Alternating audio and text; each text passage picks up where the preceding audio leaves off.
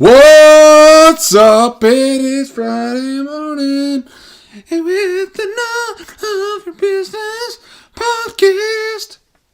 Okay, I'm trying new intros. Let me know how that goes. I'm not sorry that I experimented with you, Kyle, on that one. So I hope you enjoyed, because that one was kind of just for you. So anyways, it's Friday morning, guys. I just want to thank you for you taking the time out of your day, taking time out of your morning to get this going. I hope you learn, are inspired as much as I did from Mr. Nelson here. I've known Kyle for many years, and just watching him grow and become the father, the businessman, the family man, the community man.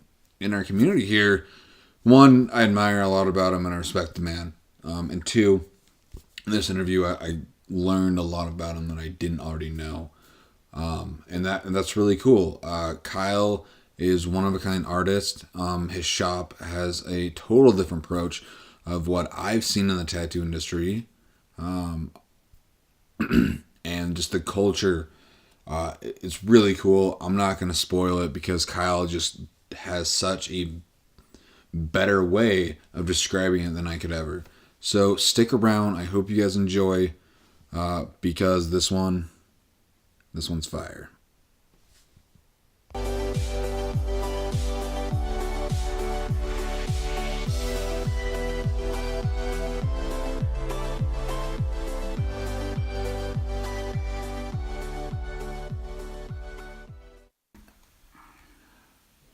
Okay, so I'm here with Kyle Wade Nelson. Kyle, who are you? What do you do? I'm Kyle Wade Nelson. What up, motherfuckers? That's right. I own Dermworks Custom Tattoo in Helena, Montana. I've been a tattoo artist for about 9 years now. And I also own a nonprofit named Helena's Got Your Six, where we help veterans, service members, and first responders. We try and give them outlets and events to go to help them with their issues that they come back with from war. Issues that they see as a first responder, those things are pretty intense. And even just service members, people that are active, I mean, they're still seeing that same shit. So we're definitely there for them as much as we can be, and we put on some events for them. But I'm primarily a tattoo artist. Yeah, that's really cool. So let's talk about how long it's got your six. How long you been doing that, and like, how did you get into that? Helena's Got Your Six. I'm trying to think. It's been coming up on 2 years, I think. I started it, and it all started from an organization called Fish On, and that was with Shauna and Justin Morin, and they would take veteran service members and first responders out doing pike spear fishing. And if you don't know about pike spear fishing, it's probably the most savage, badass way of fishing. You cut a big fuck-off hole in the ice. It's about, 3 feet wide by 2 feet, and that's like a small hole for the small ice shack. And then if you want to get the big ones in the big ice shack, you're talking more like 6 feet by 2 feet, and that's a fucking beast of a hole. And you basically got a trident in your hand. It's the spear. And you have a decoy down there, and you kind of jig it and wait for pike to come up and slowly put the spear in the water and fucking huck it down at them. Fuck yeah. You spear them, and it's savage, it's cool, it's a rush, it's bad as hell. And those are kinds of things that veterans can really get into when it comes to fishing. Anything outdoors with a lot of veterans is huge. And so that's kind of where I got started, was with Fish On. And I went to my first event and heard some of the stories and saw the camaraderie that happens with it. And you literally cannot explain what the camaraderie is like when you see them together. It's like you had a best friend from years ago, and you haven't seen them in forever, but they've still been your best friend. When you meet them again and come with them again, it's right back to normal in a few minutes, Yeah. And that's how it is with these veterans, and they open up to each other, and that's something that is not easy at all for any veteran. They don't just go and talk to a Joe Schmo or hey dude, check us out, this is what I did. Like, that's not shit that they're fucking proud of. Yeah. Number one, they're proud to serve our country. They're definitely not stoked about some of the shit that they see or that they do. Yeah. You know? Yeah. It haunts them for the rest of their life, and it constantly will. You know, but that's kind of where it all started. and that's what Helena's Got Your Six does.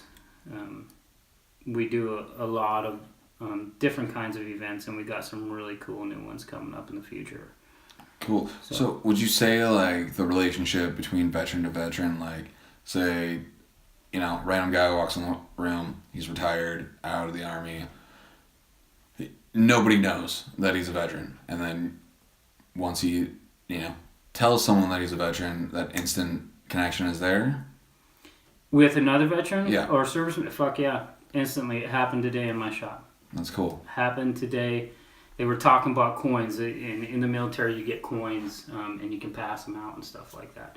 And a lot of people, there's kind of a game, and you keep a coin in your pocket. Well, if you see another veteran at the bar, you can throw your coin down, and whoever's coin is higher in a ranking system, in a sense, the other person buys them a drink. Okay. And so that's kind of one of the military games that they have, and you can collect coins. And the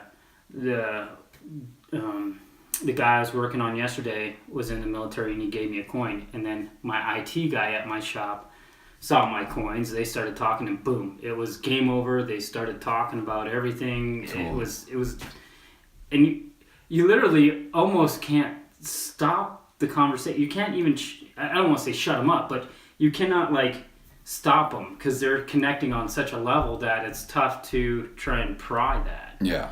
You know what I mean? Because that connection is real.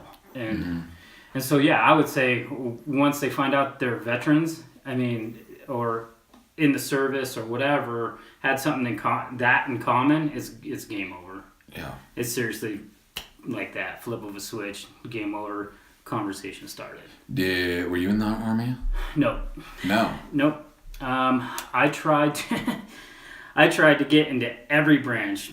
Army, Navy, Marines, National Guard, and no one would accept me because I had committed a felony and I was on charges with that felony. And so I was thinking, well, shit, these guys can help get me out, you know what I mean, out of all this bullshit. And previous to that, I was in Montana Youth Challenge, which is kind of like a juvenile boot camp-ish place. Yeah, I went there when I was 17. Yep. Yeah. I was class 5 in that, and back then, that shit was no joke. I went and did a motivational speaking there for like 2 or 3 years ago, and now they can talk out of turn. The MTT, which is the motivational training team, when you get in trouble, they can fucking move around and walk, and it was nothing like that when I was there. Yeah, they were pretty soft when I was there for class 24. Yeah, dude. Yeah, this was like a boot camp. I mean, you even look out of line. If you're marching in line and you look over and they catch you, you're getting smoked. That was the end of that. You're done.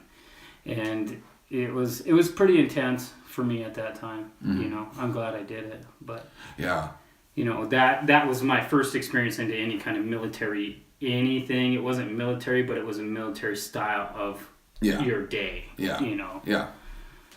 And so, I tried, and they weren't having that. Not one fucking bit. Yeah, well, that's super cool that, like, you, even though you got denied, like, you're still putting out your hand and doing what you can for our community and, you know, for the people who served our country. Right.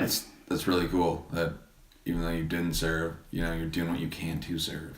Right. That's awesome. Yeah. Like, not a lot of people will go out of their way and try and help someone. It's a fact. So. There's a lot of people that don't. Yeah.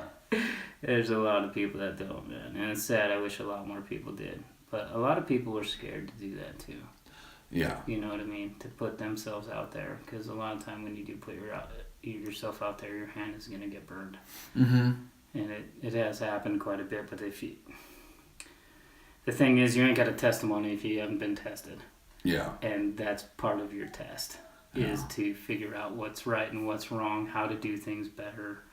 And without fucking up, you're never going to know not to do that. And that's what happens with anyone in life. I mean, you're going to fuck up. And you're going to learn from that. Well, at least I hope you do. You know what I mean? And that's how I kind of take it. And that's called wisdom. Yeah. You know? They say that knowledge plus experience equals wisdom. And a lot of people have heard that. And I'm sure there's some people that haven't. But that is the real facts. You know? So, you know, it's... It feels great to help people and put my hand in. But I think a lot of it, too, came from... one of my best friends in the world. He's actually a Silver Star recipient, 2 Bronze Stars, 1 with Valor, also 4 Purple Hearts. I mean, oh wow, the guy. Yeah, see, this is the thing. When I say 4 Purple Hearts, people get like, wow, that's a lot. But really, that is so low on a totem pole compared to a Bronze Star and a Silver Star. Oh, okay. So the way it goes is a Medal of Honor. And then Distinguished Service Cross, Silver Star. Okay. Those are the 3 highest awards you can get in all of the military. Purple Heart is like down here. Oh, I did not know that. Yeah, that Silver Star is monumental. You know what I mean? It's fucking crazy. So that's him, and it's... And the shit that he's had to see is crazy. And the shit that I've seen him go through and almost feeling like I lost. I mean, there's 2 times on my hands that I didn't know if he was ever coming back. Yeah. You know what I mean? And that was some of the most shitty nights that I recall with him. And I mean, I still got the fucking Post-it note from the first time, and that was power of attorney to his girlfriend at the time, last will and testament, and life insurance. Those were the 3 things on that. That's death.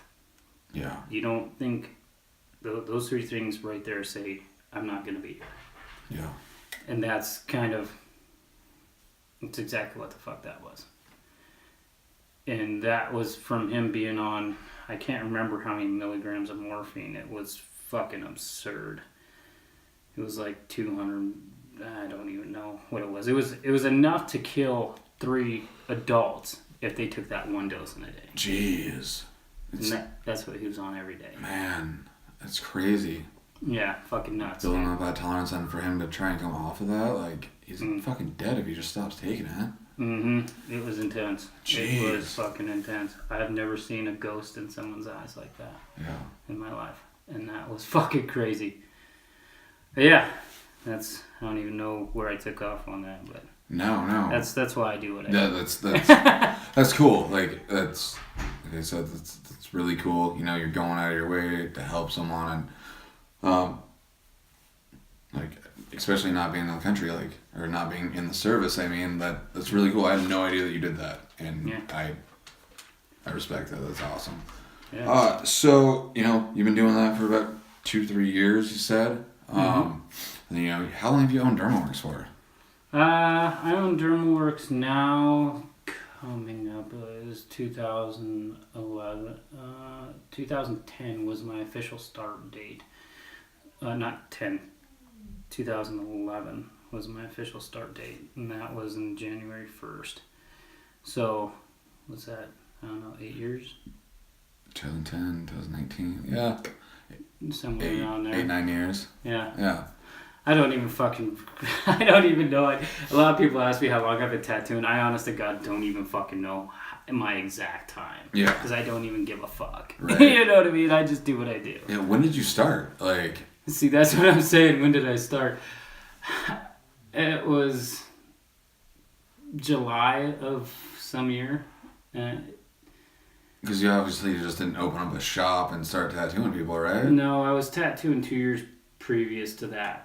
So 2 years previous, it would be 2009-ish. 2009. No, it was 2008 of July. Okay. Yeah, so 11 years I've been tattooing. See, I don't even fucking know. I'm just figuring this out right now, because I really I don't. That's nothing that my brain even gives a fuck about. Yeah. You know what I mean? A lot of people do want to know and they're curious, but I'm just not. I just don't fucking care. Yeah. And so that's what you do. You've been doing it. And yeah, that's how I'm rolling. So why did you get into that? Oh man, fuck, dude! I've been wanting to do that. I mean, even in elementary school, I went to Eastgate here, and I just drew a lot, all the way from elementary school all the way to high school. But I became a closet drawer because there was a kid in my class in second grade, and we were drawing dragons, and his dragon fucking killed me, dude. Like, I was like, dude, your dragon is so cool. He's like, yeah, yours sucks. And dude, it fucking stomped my heart. Like, this sucks.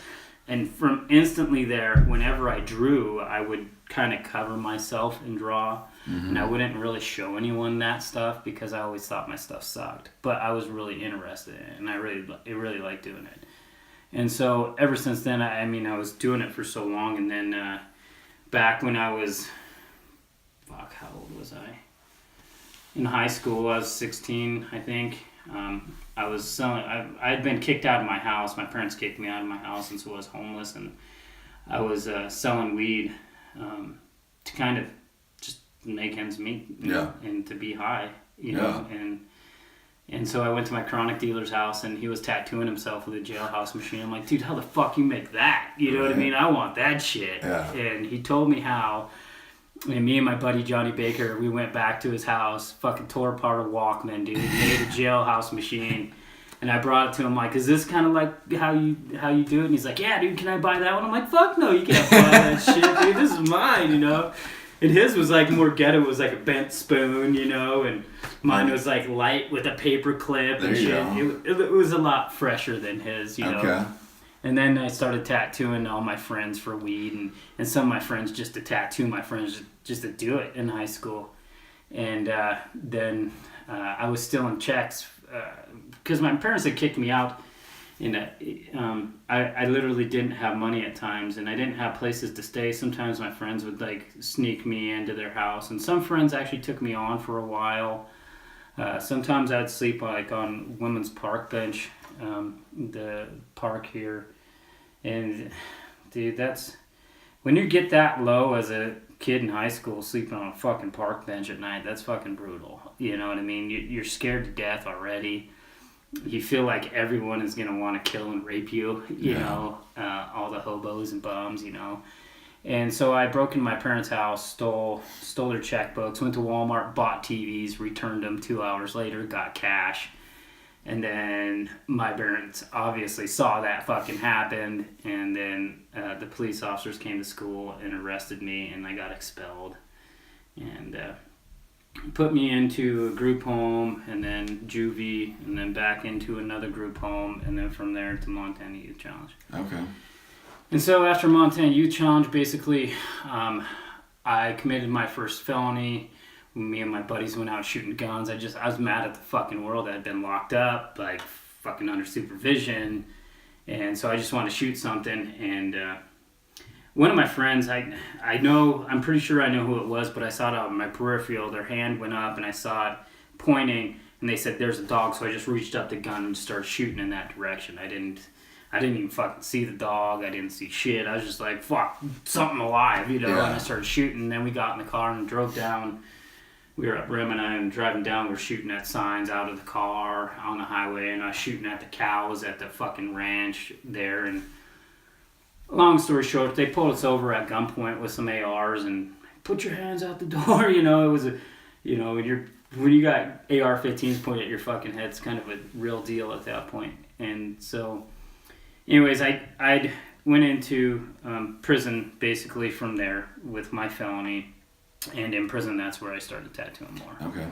And when I got out of prison, I was doing a lot of different jobs. Some drywall, driving semis, stocking drywall, selling Polish pottery at Costco to Costco. And then I got into the bar scene, bartending, and I got laid off because the boss said you can't catch and release here. Saying I was fucking all these bitches and dipping out on them, which I wasn't, man. I had banged his girlfriend's friend and dipped out on her. Okay. You know what I mean? So he was like, "You're done, dude." Yeah. And so at that point, I collected unemployment and I went and got an apprenticeship. And that's where my tattoo career started with Weston Landsberg right during Works Tattoo in Burlington, Washington. Oh, right on. Cool. Yeah, and just fucking took off. Yeah, you know, I can. When I was 15, I got kicked out of my house. I was living in my car in Missoula, and like I didn't know what the fuck to do. I couldn't get I was making minimum wage if that, so I just like fuck it. I'm gonna sell drugs to fucking do this, and then, you know, people. Eventually, I got a house here. 'Cause my buddy, he was in the guard, and he was going to treatment. He's like, hey, like I don't want you sleeping in your fucking car. Like, if you go to my house and watch my dogs while I'm in treatment, like you can live there. And it was like one of my attempts to get sober, and like we just fucking turned his house into a fucking rave house, just being a piece of shit. And I ruined that up. And then when he got out of treatment from the guard, he's the one like, okay, like, do you want to fucking better yourself, or are you gonna keep doing this fucking shit? Mm-hmm. And that day, I signed up for youth challenge at his house online, and I'm glad that I went. But like a fucking 6 months after I got out, or not even that, like I was doing the exact same shit I was doing, going into this fucking cycle, like selling drugs, fucking partying, just thinking that was gonna be my life. Mm-hmm. And I think when I met you, you were like what, living out of your camper in Boulder or some shit, doing DJ shows. No, that was the pudding wrestling tournament. The pudding wrestling. And I drove my RV there, so because we knew we were gonna get fucked up. Okay. Yeah, that was a fucking wild night. Yeah. Yeah, that was a fucking doozy. That was one for the fucking books. Right? Yeah. And then just like, you know, meeting you in that scenario and seeing where you are today, like, fuck, like Kyle, like, is killing it now. Like, yeah. That's really cool. So like through your years of like tattooing, like, do you still like contact anyone in Washington to like mentor you on that aspect, or? I still have contact at times. You know, I see their stuff on Facebook, Instagram, and sometimes I message George. I don't really message Wes much. Wes is a very busy guy. He has a lot of kids, and he's just a busy mind. He's one of the smartest people I've ever met. And so, I mean, just with life in general, like, it's really busy.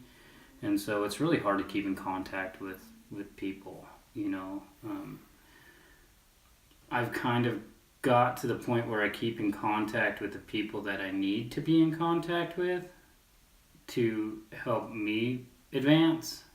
And it sounds greedy to say it like that, but that's just part of life. If you don't grind to advance yourself, you're not grinding.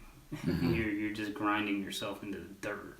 Yeah. You know, and so there's people that I keep in contact with fairly regular for that reason, to use their energy. I'm really big on the idea of using people's positive energy to refuel my energy, and using my positive energy to refuel other people's low energy. Yeah, I like that. You know, so that's kind of how I work and how I roll with all that, you know, so.